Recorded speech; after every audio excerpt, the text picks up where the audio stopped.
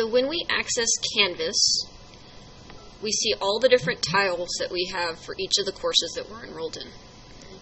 They have long names, and you need to be careful of making sure you know which tiles to look at. So you'll have your lab course for the HS, that's the high school side. This is what Ms. Malik has control over. I can manipulate these sites, this part of the page.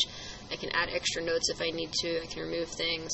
Most of the stuff that is in here, I've been trying to copy over to Schoology. There will be occasions where some of that information is copyrighted, and I cannot take it to Schoology, in which case I will send you to Canvas to look at it. But the instructions will be in Schoology, and I'll go over them as a class.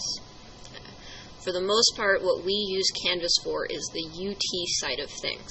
So something that I've done to help clarify the different boxes I've had is I've renamed them. So originally, this box said Mechanics, Heat, and Sound, and it had the little dash UT. So I was able to just change the name so that I had less to look at.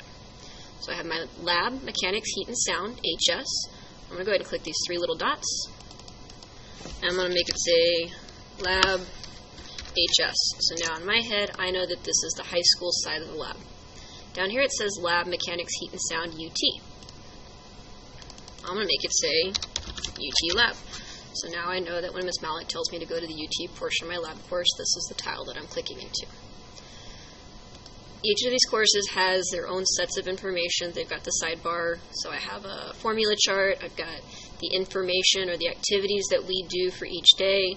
Again, most of these activities I've turned into Google documents so that we can use them in Schoology. I have, on the lab side, I'll have access to the actual lab materials, background information, things like that. Again, for the most part, when I'm in here, I'm going to be focusing on the UT lab portion. So the reality is, this is what I'll see most often as I'll go to the UT lab. Again, I have the syllabus for the UT side of the course. There will be times where we'll have core practices. So before we start really getting into the labs, we'll go over some of the key information that should be true of every lab that we do. So this is some background reading. We'll do some practice with it, some learning catalytics type questions to understand what are the key goals to every lab that we do. And then I have the lab paper itself, documents, background information, etc.